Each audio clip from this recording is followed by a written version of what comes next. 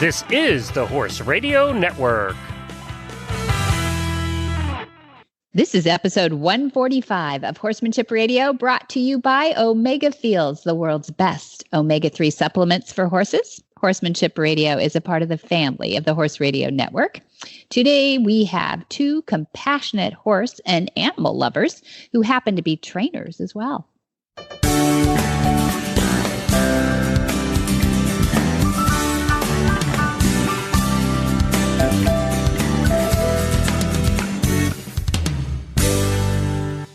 This is Debbie Laux, and you're listening to the Horsemanship Radio.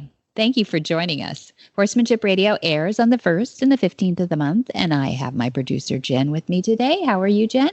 Hello, I'm doing fabulously. How about yourself? I'm good. How would I do this without you? That's kind of a silly statement. I have my producer, Jen, with me today. Would I be on my own? Never. No, these are so much fun for me to do because you have such an incredible variety of different folks that are involved with horses. And it's fun because the Horsemanship Radio Show, sometimes they're riders, sometimes they're people who breed or raise horses, sometimes they're people who don't even own horses but are still really crucial within the horse community. Yeah.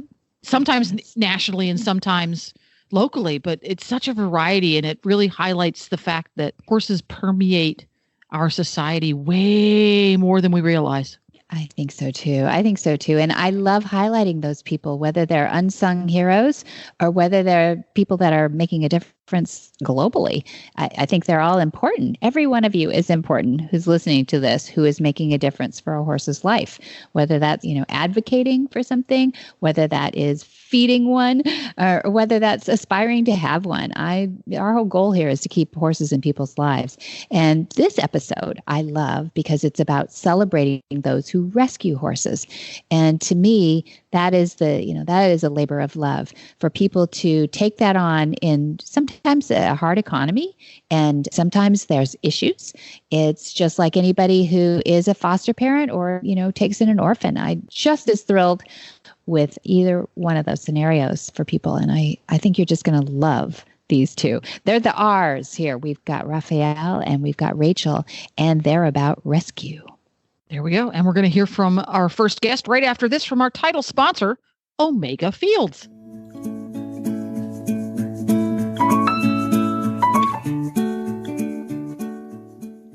Omega Fields provides the world's best flax-based omega-3 supplements for horses. Their Omega Horse Shine supplement is designed to improve health and performance naturally through advanced formulations developed by industry-leading animal health professionals. Here's what Frankie Evans had to say about her experience with Omega Horse Shine. I have been using Omega Horse Shine for about a year now and have seen remarkable results in both my horses, aged 24 and 4. They are turned out together, yet have very different needs. Omega Horse Shine is a very natural and healthy supplement that has allowed me to successfully and safely address the unique needs of both my horses. I have seen new hoof growth, increased energy, shining coats, and no colic since beginning the new supplements. The extra benefit is the affordable price. I have been very happy with the results. Thanks so much, Omega Fields.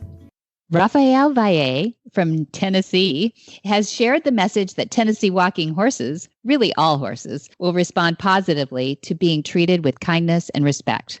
Now, Ivory Pal, his Tennessee walking horse, is a Golden Palomino champion, and he's owned, trained, and loved by Raphael. He's an extraordinary performer and a partner with an exceptionally great temperament. This amazing stallion performs bitless and barefoot, and even has a book, his own original theme song, and a music video. How about that? With his own Facebook page now, it's over 160,000 fans. It's easy to see that many horse lovers recognize the greatness and the goodness of this wonderful stallion. Well, welcome, Raphael. How are you? Doing great. Thanks for having me on the show again. It's been a while. So having you back. That's right. Yeah. Looking forward to catching up. Thank you. Me too. I know we put this in the books about a month ago or something, and I've just been so excited to have you on the lineup. And I looked up today what the last episode was that you told your story to us and shared some things about Ivory Pal and your relationship. And it was episode 77. So, we are due. We are due for that. Yeah, time flies when we're having fun, right? You are Especially having around fun. horses. I know. That is so true. And Ivory Pal is healthy and looking active and good? Oh, he's doing great. 22 years young. Yeah. I mean, he's had a new energy here in his life. He's going to be like Mick Jagger and the Rolling Stones, right? Not giving up. I love it. I love it. Yeah, he looks great. And people should go on your Facebook page for sure and just check out that blonde beauty. He does look awesome. 22 is unbelievable. What's your daily routine with him? With him, just let him be a horse. Let him be he's out in the pasture with his son, Sonny, who's now 4 years old, and then Cimarron is the gelding who's about his same age, 22. So I just let him come and go, to and from the barn on his own. He has free access to the barn, and he puts himself in the barn in the morning, hangs out there until the evening, and then goes and grazes. And so just let him, be a horse. And obviously, when I'm feeding him and I spend time with him, I one of the routines we've done since I've had him is to always flex, do the little flexions around the neck, and let his nose touch his rear end. So I think that's helped. I should be better about that myself, stretching on an individual basis. That helps. But I do it with him, and I also do it with Sonny. His son. So that's a routine. And when I don't, and every day since I've had him, he waits at the gate. Whether it was in Florida or here, he waits at the gate for me to do something. And when I don't have time to ride him or it's too hot, I leave and let him out the gate, and he goes just wandering around the house and yard, and he loves it. And the times if I have to travel or something, I'm not here. My wife said he just waits there looking for me at the gate every time, and he goes, "Okay, Dad, I guess you're not here." But what's amazing is that Sonny his son has picked up the same routine. So I have two golden boys waiting for me at the gate every afternoon now. How cool is that? He's a Palomino too, then, yeah? Yes, almost a spitting image of him. The only difference is that his blaze is a little wider. But other than that, I have to do a double take when I see him. And you see him from the side or the back, you really can't tell, which is two things, actually, how Sonny's gotten bigger now at 4, and then how good Pal's looking at 22, that he's still got that youthful body. Yeah, can you imagine having that same body at 22? I mean, that's old, right? That's good. That's good. But he looks spectacular. Some people should look on your Facebook page where he runs up the hill. He's on the outside of the fence. It's really cute. Right. That's probably one of the afternoons where I had let him out just to wander around the house in the yard. So that's what he was doing. That's right. Good observation. Yes, he was running outside the fence for that reason. He looks having a great time. He's like, I'm out. Absolutely. But you keep him in good shape. But I see that you take him to events still, and you're still really active, going to the fairs in the summer at least, right? Events and where he's part of the attraction.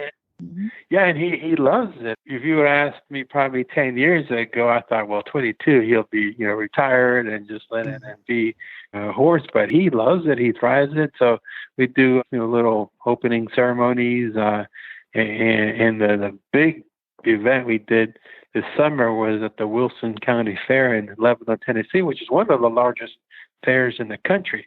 And they asked me if he wanted to kind of lead the parade, and I said, sure. So when we got there, we had a park in an area that we had to walk about a mile to the area through all these carnival rides, flipping and noises, and there were monster trucks. And I'm like, okay, pal, I'm putting you through the ultimate test. Right. So we made it there. They got to the parade area where you're, hundreds, actually it was thousands of people lined up on both sides. There's all balloons and those, what do you call the Shriner cars going around in circles, Martian bands. And he took it like a champ. I mean, I said, I knew he could take a lot of situations very well, but right there, that was probably the most challenging event we've ever been to, because, I mean, there was just crowds all over him, and then he was so good. we were leading him, after a little performance there, with an improvised performance we did on the side.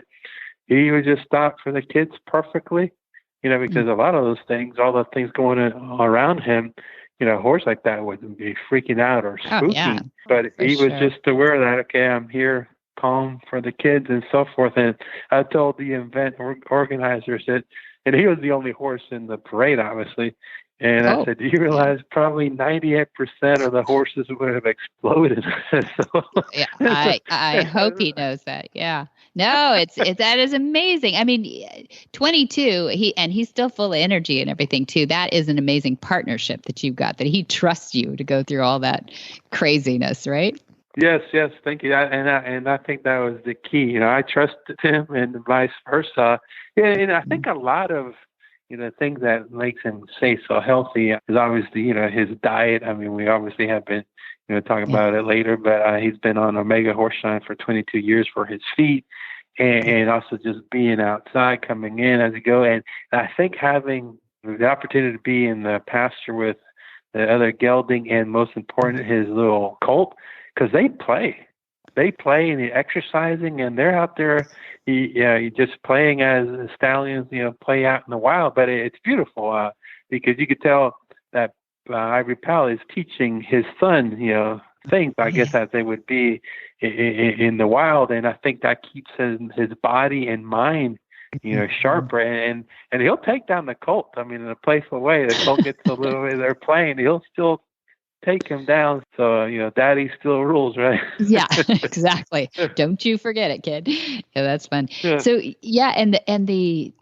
can you imagine that, like when you were a kid, that you would be barefoot, bitless, when we talked about what you did in that parade or at those fairs, you did some routines out there that were pretty amazing. It's just you and Ivory Pal talking to each other. There's not a lot of extrinsic equipment you're using.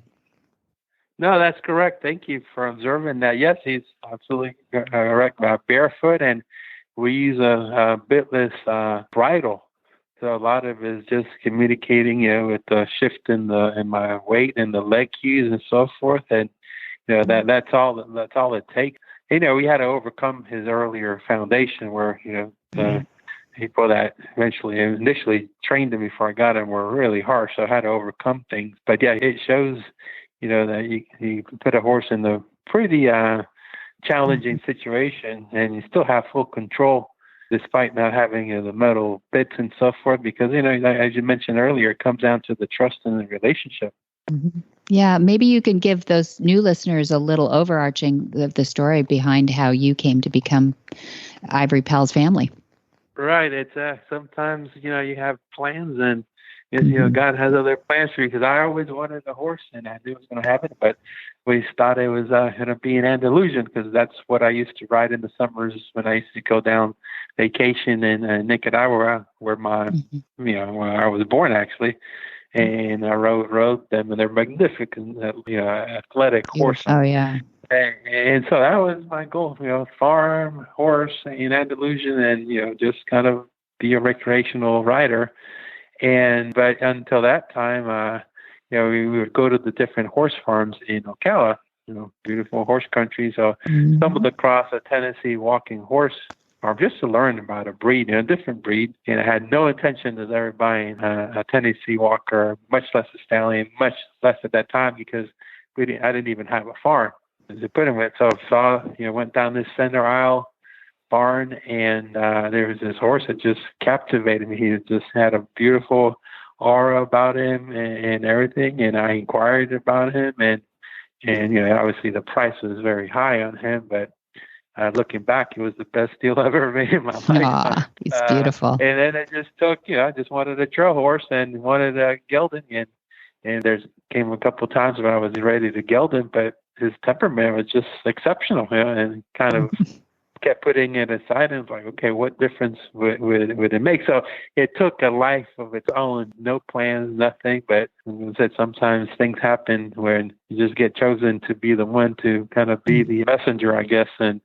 I mean, I would say, Ivory Pal has definitely enriched my life more than I've given to him, because it's incredible that he's opened up a whole nother life and meeting great people and great opportunities that I would have never had if it wasn't for him. Yeah. Yeah. No, it's a wonderful story that you both have. And it's wonderful that you get to share it with so many people too. You served in the military. I was noticing you had some photos up recently too. Yeah. Which branch were you in?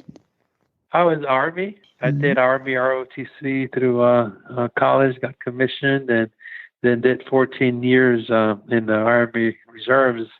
And it was a great opportunity. As a matter of fact, I was talking to my wife about that, how everything played along because, I was mostly a finance major in school, and I grew up playing sports and so forth. So when I was going through college, there's something missing about, the overall, my me preparing professionally, and it was the leadership part because you read about it in books and so forth. And I'm like, okay, you can't, how can you learn this? So I was walking, around the little cafeteria area one day, and there was an Army ROTC recruiter, and it said leadership excellence, and I captured my attention, and I went there and said, okay, where do I sign up? So it was a great preparation for so many ways, and also to learn, it helped me train horses because there is a correlation about, the trust, leading by example and so forth. So having that background helped me kind of transfer things to Ivory Powell, and then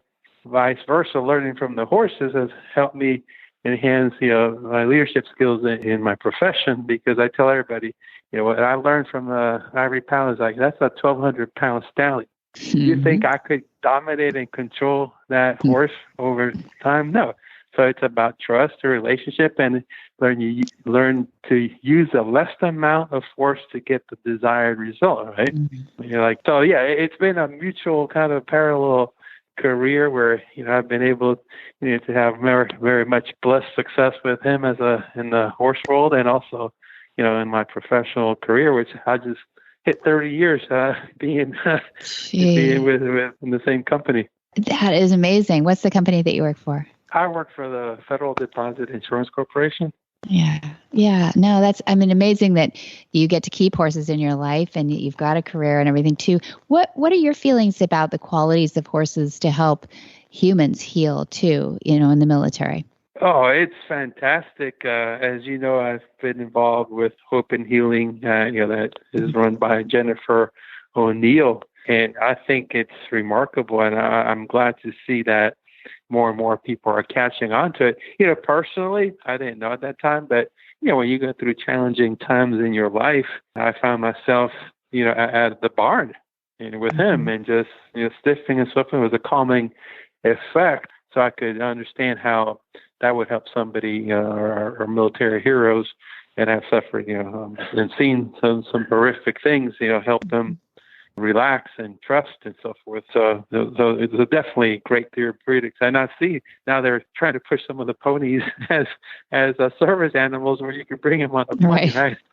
I know. I saw that that's too. A little bit extreme, but they're great. So my two favorite animals, they go hand in hand, are definitely horses and dogs. You got to have a bunch of them on the farm. That's right. Yeah, I think animals in general too, but they are different that way. I love that you brought up both. It's both into the spectrum. It's leadership that horses can help us, develop and understand, and then also healing, which, it takes that big old soldier that feels like he's a leader, but you're absolutely right. How do you get a 1,200-pound horse or anything that's like 10 times faster than us too, to do anything that we ask without building some trust and building some, I think horses don't know we're leaders, but they know that we're trustworthy and they'll follow us if you've got those elements in your physiology.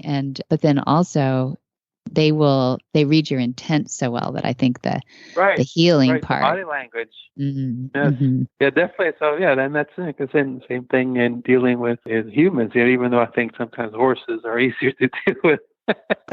Yeah, for sure. but still the same principle: make the right thing easy and the wrong thing difficult, right? And you make it fair, because if I'm always being, punishment and so forth, and when you overuse it, then you lose the credibility and the trust. But sometimes you may have to escalate the things. You just do enough until the individual or in this case the horse understands that you're trying to communicate, not being punitive. You're trying to get a corrective, desired course of action of behavior. That's right. Right thing easy. You got it. You're such a good trainer. Yep. You are inspiring, Rafael. Thank you so much for continuing to share. Well, thank you. Like I said, I'm just, blessed to have this opportunity. Like I said, sometimes things take a course and you look back and say, how did that happen? And just a total blessing.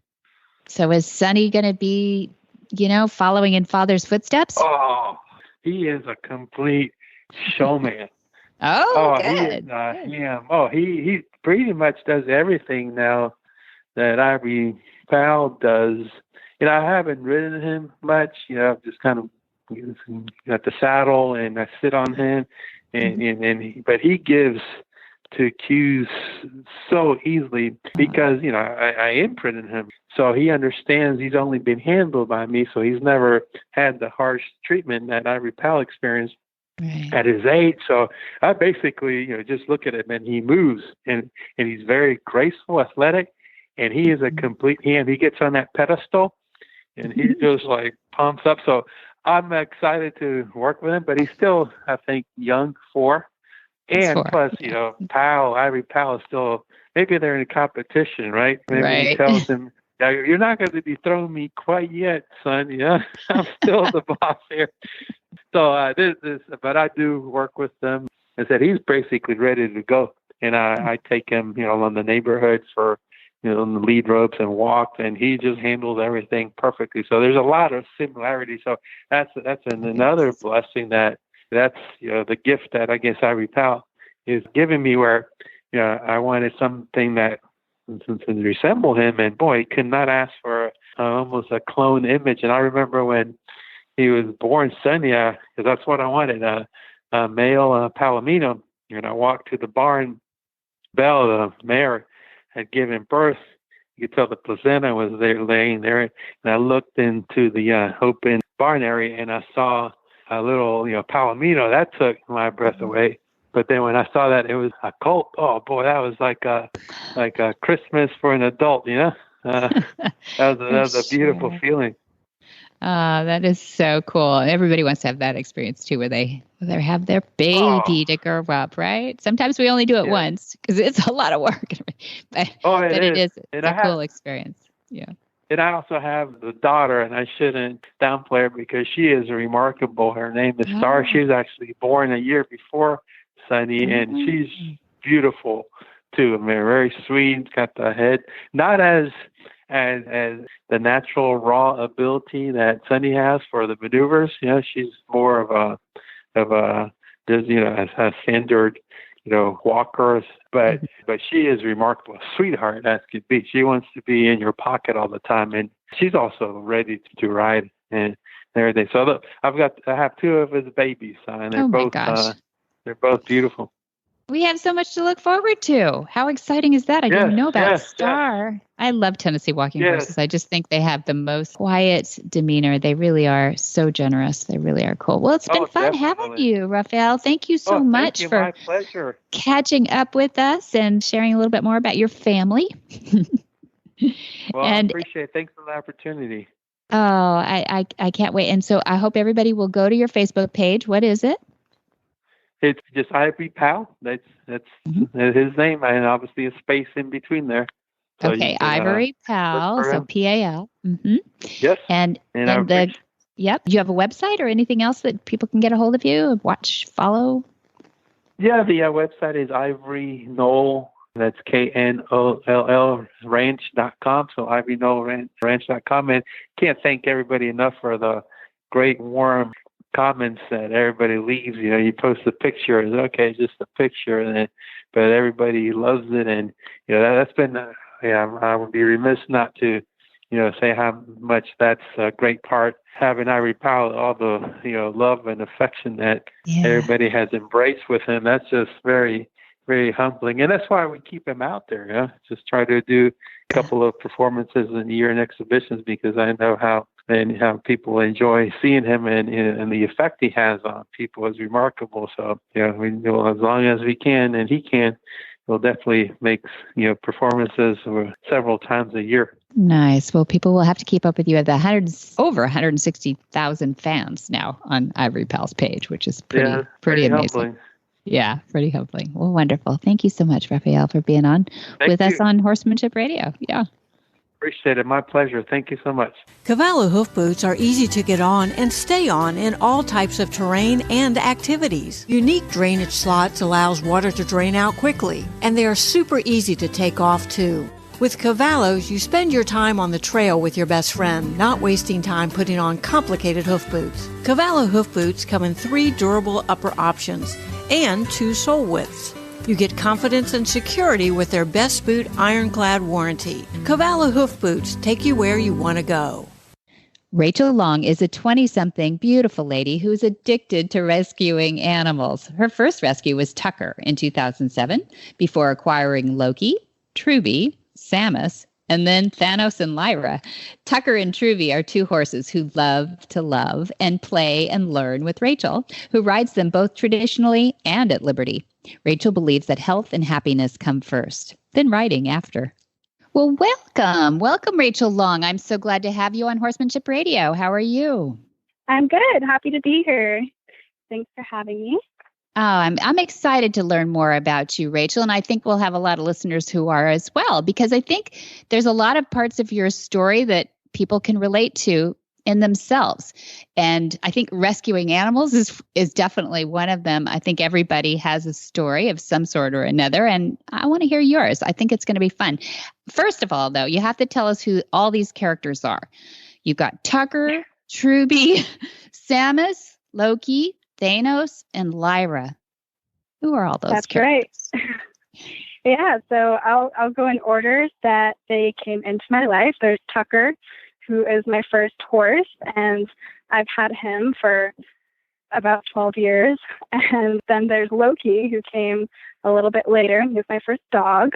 And we got Samus added to our family, and she was my first cat. And then we kind of had a bunch, and then Truby was added to the mix as Tucker's best friend. Now I call them brothers because they act like brothers, and those are the 2 horses. And then Loki got a brother, and my second dog, Thanos. All of them are rescues. So finally, Samus needed a friend, so I got her little sister, Lyra. And those are the cats. Awesome. Does everything come in 2s at your household? Yeah, everyone needs a friend. I don't like making anybody lonely. So everyone's got their buddy. And yeah, I love that. I love that idea anyway. And I can't imagine anybody being lonely at your place because it sounds like so much fun. Yeah, definitely not a lonely moment. Not a lonely moment. And you're adding to it all the time, which is really fun. So I'd love to I got into your story a little bit because my title sponsor is Omega Fields, and I found out about Nantucket Blue, which is your Instagram page. And I did the rabbit hole thing, and I found out why it's called Nantucket Blue. But your story begins at your first horse camp as a young girl. And I'd love for you to start there because our horsey story is the foremost here. Yes, definitely. And my horsey story is the one that shaped my life. So, yeah, when I was 7, I went to my first Girl Scout camp. I had been asking for a horse pretty much since I could talk. I was always disappointed when my parents got me a toy instead of the real thing. All right. So finally they sent me to camp, and I was hooked. My parents were a little sad because it was so expensive, but also happy that I had this passion. I went to more Girl Scout camps and ended up riding horses for people to exercise after taking some lessons. And that's where I ended up meeting Tucker. He was abandoned at that barn that I was riding at by a man who brought him all the way from Connecticut. So he was loved in the beginning of his life, but for whatever reason, something changed and he was left there, and he was left untouched for about 6 months before I asked to work with him and fell in love with him pretty much in a day. And my mom saw us together, convinced my dad that we absolutely had to pay for this horse's board so he wasn't sent to auction. Right. And a year later, he became officially mine, and that's where it all started. So since then, we've just been figuring it out and adding to our fur family. Yes, your fur babies. Yes. And Tucker. So Tucker started this all. Well, I guess I would say you started this all, and then the camps actually added fuel to the flame. And then Tucker shows up in your life, and he's gorgeous. I mean, how does a guy, I know everybody's story is unique, but it never ceases to amaze me that describe Tucker. How old was he when he was abandoned, basically left at the equestrian center? And what does he look like? What's his breed? Okay. So I met him originally when he was 3 years old, and my mom still remembers this moment better than I do. Like, we got there like we always did, and I was only 13 years old, so my mom was with me all the time. And I saw him in a stall, and I told my mom, like, that is the most beautiful horse I've ever seen. He's my dream horse. Mm-hmm. And he was just this dark gray with like a black mane and black legs, and just super pretty horse with a long mane, which is every girl's dream, is a horse with a long mane. So you can braid it and brush it and all that stuff. Just super pretty. And I met the owner, and he seemed like a nice guy, and he let me ride him a couple of times, and he only had like a couple months of riding time on him. Mm-hmm. But so I did have a bit of a background of Tucker's training and everything by the time that I started working with him less than 2 years later, after he was abandoned. So he was kind of just on the back of the property, like kind of fed, kind of forgotten about. And I always wanted to like go work with him, but I didn't have permission. So he was intact still? He was a stallion still? No. Oh, okay. He was a gelding, but there was quite a phase where it was kind of questionable because he was 3 years old and just kind of left to his devices. So he was not very well socialized for a while either. But yeah, he was a gelding. He was an appendix quarter horse. So I'm pretty sure he's just a straight half thoroughbred, half quarter horse appendix, but I don't have papers on him or anything. I do know he was found. Yeah, he's super pretty. And he was found in like a newspaper ad. That's the only information I ever got from the owner. But he turned out to be, really good horse for a lot of random things that we've done in our lifetime. And so he and I started that journey together. Yeah, you're the consummate rescuer, though. I mean, I think you got lucky a little bit that you had this horse that was, semi-feral at that point. Well, 6 months worth, but and that you jumped on. I read your story where you just jumped on him just to see how it'd go, and in a round pen, thankfully, with people around, with a helmet, with people around, which is really good. But I love the story about you were kind of afraid to saddle him for the first few rides because you didn't know what he would do with that. So you'd rather just go saddle. We did trail rides and everything bareback for probably more than a month. I just don't remember now, but we would just do the rope halter bareback rides, and we just went out with everybody else and kind of hung out. And he was, always really good in a group of other horses. So I was lucky to have that too. Well, that's good. I guess after all your lifelong experience here now, I know you're 20 something, but you've adopted at least 6 animals at this point. What would you say to the person who says, just don't, it's not the right time right now to adopt or to rescue? That's something I want to do sometime down the road, but there's a crossroads here. I work all day. What do you say to them? I'll say what my riding instructor said is that it's never going to be the perfect time, and we just do it and figure it out. And that's what I've done with all 6 of mine is, I knew I wanted to add them. Didn't necessarily always have the means. When I got my second horse, Truby, I was in my last year of college, and I could barely make ends meet with my one horse and one dog and one cat. But, Truby became part of the family because, did I get famous after Truby? I can't even remember now. But added Truby to the family because Tucker loved him so much, and I liked him. I didn't know that he was going to be part of my family, but I took care of him for a couple of years before he actually officially joined us. So I knew him very well, and Tucker was just so upset if they were ever separated. So I knew that I wanted them to stay together forever. So I just had to figure it out, and that's what I've done. ever since. So, Yeah, what's Truby's story? What is his breed and how old is he? Truby is a quarter horse, and he was born in 2006 over in Wyoming. He's my only rescue animal that I actually have official papers on because he's actually a registered quarter horse. He was my free horse that was all fancy on paper, but completely broken when I got him physically, just very lame and couldn't even really walk comfortably. But he was rescued by the girl that gave him to me originally, where he had been neglected for a while and he was pretty emaciated, not taken care of, and kind of beaten also. Like he has scars on him from this. And so he didn't have a super great time. But if you know, quarter horses are very forgiving and happy. They love people. So even though he had a rough time, like you wouldn't really know it. He's just happy to be around people all the time and grateful for everything. But yeah, so he's happy to be around you. Happy to be around. Yeah. So she came to you because she knew that, right?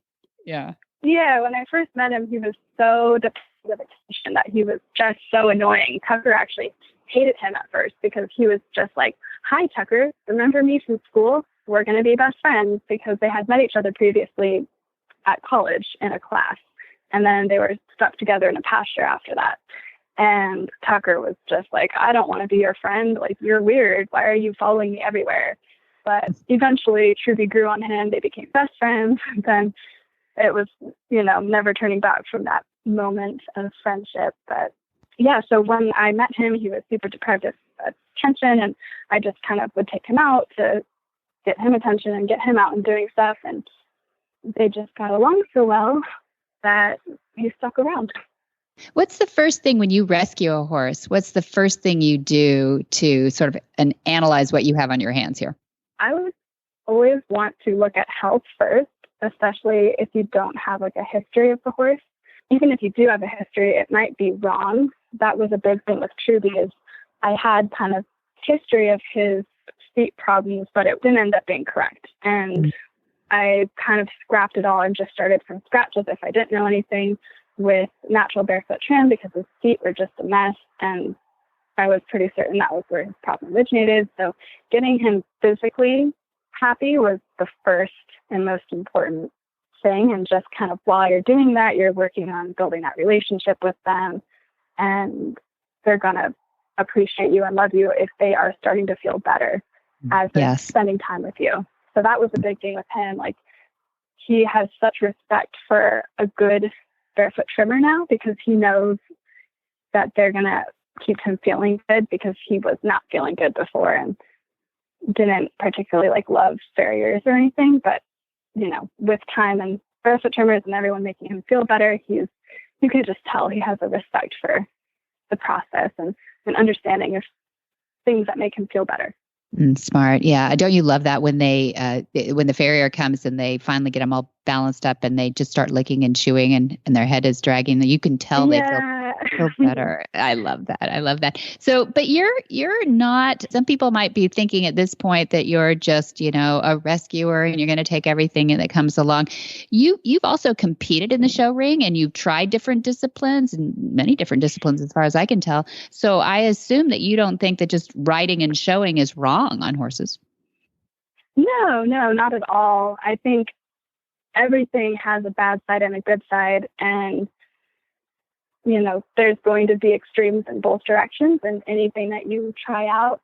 Tucker and I have done quite a lot. We've never competed with a strong intention to win ribbons or do anything substantial with it, but we've done a lot of different things for fun. And we've started with just going to Western rodeo play day type things, not knowing anything about Western riding, but it was just a way to do something new and have fun. And he found things that he was good at and he enjoyed. And that's what I think I like about competition is that you get to do these challenges, especially if your horse likes challenges like Tucker does. He loves jumping and we don't really do it anymore, but he loves to challenge himself with jumps and obstacles and all that stuff. So it was more of just a way for him to have fun and challenge himself and challenge me. And I think it's all great as long as you go about it the right way and, always have the horse's comfort and happiness first. Perfect. Yeah, I agree with you. And I think a lot of people are moving that way too. And you ride in one of the most beautiful places. One of my favorite trail rides of all places is Montana del Oro. And I've seen many photos. People will have to go to your Instagram too and check out all the things you're talking about here too. Well, I mean, I love that Montana del Oro area, and I love Cal Poly San Luis Obispo area. And you ride in the Santa Ynez Valley, I assume too, right? That's where the horses are? Yep, that's where they are right now. And we love traveling to new places, and it's been really fun. Last year, we were actually up in the Bay Area for several months, trail riding around Woodside too. So we got to go in the Redwood Forest. Oh, yeah, that's right. So, yeah, I read somewhere where, is it Tucker that likes the beach and Truby that likes the forest? That's right. Yeah. Tucker loves everything, but he especially loves the beach because he can gallop to his heart's desire, which is his favorite thing to do. He loves racing. When I was younger and he was younger, that's pretty much all we did with friends, is we'd go down to the Salinas riverbed and race each other, which now I think back and I don't know how we didn't all break legs, but we didn't. It was always fun. It was always crazy and insane and so much fun, and Tucker loved it, and he was always the winner. That's why he loved it so much, because he's so fast. But he also loves climbing sand dunes, and he loves splashing in the water of the waves, and he loves everything about the beach. And Truby likes things that are easy. He doesn't like walking through the deep sand to get to the beach. He doesn't like climbing the dunes because it's hard work, and he doesn't like the waves splashing at him. So he'll follow Tucker everywhere, but he doesn't love it. It's pretty cool. It wasn't his choice. Yeah. Well, I love that you're like a public service announcement on your social medias, because, like a PSA for healthy choices for our horses, because you have little sections in your blog like, what's in my grooming tote? And it's going to sound like a commercial, but you've got my title sponsor, Omega Fields, in there with the Horseshine and the Nibblers. You've got Cavallo, which is my show sponsor, in there because you like their boots. Yeah. I didn't even know that. Yeah, Cavallo saved Truby's life, in my opinion. He had the barefoot trim, but he was so uncomfortable without those boots on any kind of hard surface. And where we lived at the time, it was all gravel roads, so he would act like his legs were broken unless he was wearing his boots. So I love Cavallo boots. I do too. Yeah, they're easy to put on. Cavallo, Carol and Greg are just dear friends from way back. And so I was really glad to see that you got the Trek boot too, which is, it's right up your alley too, with the some of the extreme stuff that you go on, those rocks in Montana del Oro up in the, what is it? Nosebleed Trail up high. Oh, yes. Nosebleed. And then my favorite up there is Oats Peak. Have you done that one? No, really? Is it higher? Yeah. I remember looking this up. I think it's the highest peak in Montana del Oro, but don't hold me to that. But it's a great I'll view. Look it up. And you can see Morro Rock, and then you do this big loop and you go to all the different terrains of Montana del Oro, and you cross a bunch of bridges, and it's just super pretty, and I love it. It's kind of a long loop if you do the full thing, but it's definitely my favorite ride, and I've been itching to go do it again. There we go. We're going to have to do this, Rachel. Yeah. Let's do it.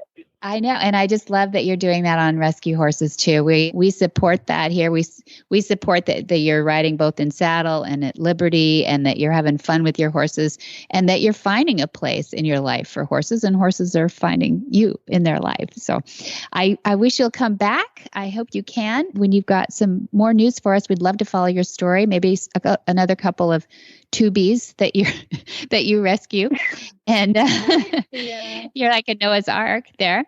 And I'd love to get to know you a little bit better. And I hope our listeners will go to your social media sites and see how much fun it can be to rescue animals. Definitely. Thanks so much for having me and talking about all of my rescue animals, because of course I like talking about them. I could talk about them all day. It's fun, isn't it? Thanks for being on Horsemanship Radio. Have a great day. Whisper the language of the herd. Listen, you don't have to say a word. It's time for Jamie Jennings to fetch an email from Monty Roberts' inbox and share a morsel of Monty's wisdom in a little segment we like to call Ask Monty. Leave this world a better place than mine. The magic in the language of the herd. Dear Monty, How can we learn to listen to horses? Can anyone learn the horse's language, or does it require a special talent? Monty's answer. For the past 30 years, I have set out to show the world how my concepts have improved the lives of horses. It has not been easy. The books I've written have helped, and my Monty Roberts University online has exposed my concepts globally. There are massively more ways to learn today than there ever has been in the 6,000 years since we domesticated the first horses. It does not require a special talent, only a desire to learn. An email was delivered to me recently from a woman who had attended one of my demos in the 1990s. She wrote, quote, "My mom sent me these scrapbook pages that she did, and I thought Monty might enjoy seeing them. She and I were at the demonstration, and it really changed how we handled horses. I remember it was quite a scandal in the horse community there at the time, like he was a witch doctor or something. I'm really glad those times have changed." I remember I started my first colt shortly after going to that demonstration. I think that was the nicest thing they could say in rural Nevada at that time. Gently breaking. I have another horse that I rescued from a typical cowboy that hobbled and blindfolded him as a 3-year-old in a pen full of cattle. It took a lot of join-ups to get his trust back, but he is 25 years old now and has been my best bud and an awesome jumper for all of those years. Thanks for all that you do for the horses and for the veterans. For more of these insights into good horsemanship, go to www.montyroberts.com and click on the orange banner that says Get Free Horse Tips. Hi, I'm Monty Roberts, and I'm dedicated to training horses without pain. You can learn to do it too on my Equus Online University. Western, English, the beginner, or the advanced rider. It doesn't matter. You can connect with other students online, too, on our forum, and there's a new lesson every week. It's a lifetime of learning for you on my Equus Online University at montyroberts.com. What in the wide, wide world of sports is going on here? Where in the world is Monty Roberts?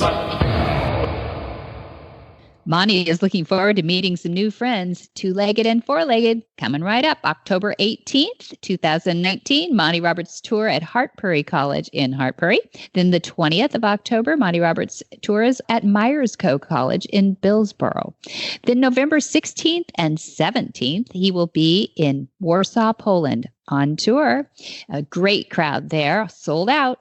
Horsens and Healing then wraps up his year in December. That's December 13 and 15 back in California. And if you can get all of that and so much more by going to montyroberts.com, that's where all things Monty Roberts are stored right there, montyroberts.com. That's kind of the main umbrella site. That's where everything good is. Or you can give the folks at Flag Is Up Farms a call at 805-688-6288, or you can go to the website, montyroberts.com, where you will find that same phone number, because you're doing something else right now. You're driving, you're cleaning a stall, you're changing a baby's diaper. So you're not going to remember that phone number, and it's okay. And for details about today's show, bet you thought you'd never hear someone say changing a diaper on your show, did you, Debbie? But it probably happened. It happens. That's right. And for all the information you need about today's episode, number 145, you can go to horsemanshipradio.com. And there's going to be links and pictures and more information about today's guests and topics. And great place to interact with Monty Roberts and his fans is on Facebook. Just go to Monty Roberts. That's all you have to search for, and click on the love, like, follow button. And you can also follow Monty on Twitter, Monty_Roberts, and the same on Instagram. Yes. Now, finally, go get the app. Help your friends who are less tech savvy than you get the app as well. Just go to your app store, search Horse Radio Network, download it today. Free and easy to use. And you can get this show as well as lots of others. That's right. They're all good, too. And I want you to go on that montyroberts.com site and sign up for our newsletter, too. I think that newsletter, weekly Q&As, free from Monty, gets the latest, greatest, and you can send in your questions too. So get on that list. That's a really good one.